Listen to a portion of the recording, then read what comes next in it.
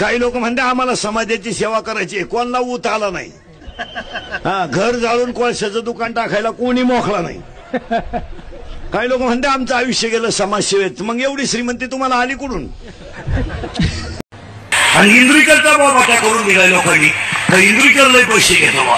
मग नंतरची मला तुडून पुढे गेली, मी कसा राहिलो.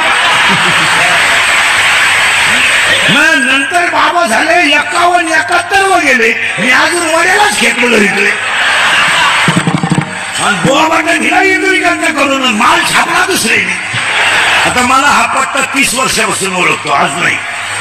खरं की कोण आहे? आपली कधी पैशाची तक्रार? लग्न साधे करा, पोरं होतात.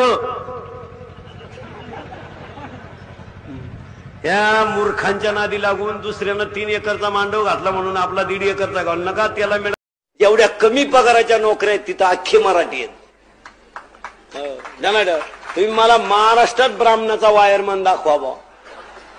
अशी बेकारचोट कामं नाही करणार, ती कामं आपणच करावं. धरली वायरची टाकला, म्हातारा हॉस्पिटलला नेले, अख्खं गाव म्हणायचं परत येणार नाही. तिसऱ्याच दिवशी आला, राम राम. कस काय?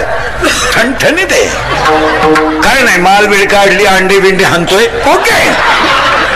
आपल्याला कोणताच त्रास